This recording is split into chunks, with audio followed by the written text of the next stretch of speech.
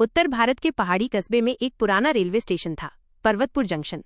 Station छोटा था, लेकिन उसके बारे में लोग तरह तरह की कहानियां सुनाते थे।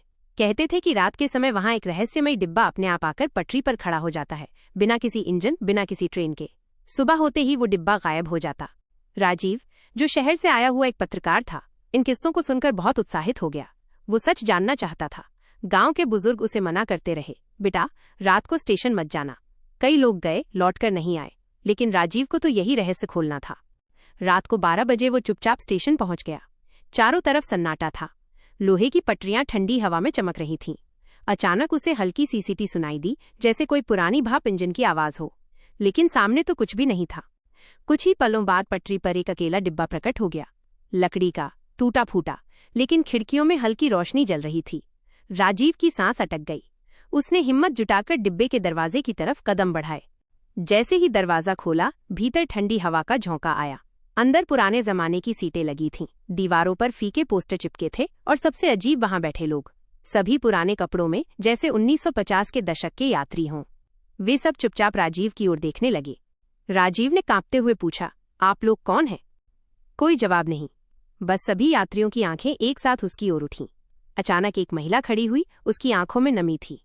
उसने धीमी आवाज में कहा, तुम बाहर निकल जाओ, वरना देर हो जाएगी। राजीव डरते डरते बाहर भागने ही वाला था कि डिब्बे के पीछे से किसी बच्चे की रोने की आवाज आई। पत्रकार होने के नाते उसका जिज्ञासु मन रुक गया।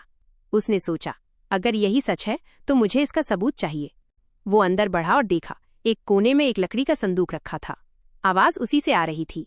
उसने धीरे से संदूक खोला। उसमें एक पुरानी डायरी और एक टूटी हुई खिलौना ट्रेन रखी थी। जैसे ही उसने डायरी हाथ में ली, अचानक पूरी बोगी हिलने लगी। यात्रियों के चेहरे विकृत हो गए और चारों ओर चीखें गूंज उठीं। राजीव किसी तरह दौड़कर बाहर निकला। बाहर आते ही डिब्बा फिर से धुंध में गायब हो गया। सुबह होते ही वो डायरी लेकर कस्बे के पुराने रिकॉर्ड खंगालने लगा। डायरी किसी नरेश मल्होत्रा नामक रेलवे कर्मचारी की थी। उसमें लिखा था कि 1952 में पर्वतपुर स्टेशन से एक ट्रेन चली थी, जिसमें दर्जनों यात्री सवार थे। वो ट्रेन एक हादसे में खाई में गिर गई थी और सबकी मौत हो गई थी, लेकिन सरकारी रिकॉर्ड में इस हादसे को दबा दिया गया था। राजीव समझ गया, वही आत्माएं हर रात अपने अधूरे सफर को पूरा करने आती हैं।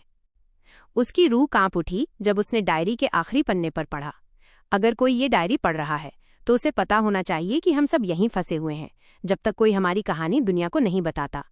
राजीव ने अखबार में पूरा सच छाप दिया। उस दिन के बाद से रहस्यमयी डिब्बा कभी दिखाई नहीं दिया। लेकिन कहानी यहीं खत्म नहीं हुई। डायरी के आखिरी पन्ने पर राजीव को अपना ही नाम लिखा मिला, राजीव। अगली बार जब घड़ी 12 बजाएगी, तुम भी हमारे साथ सफर में होगे।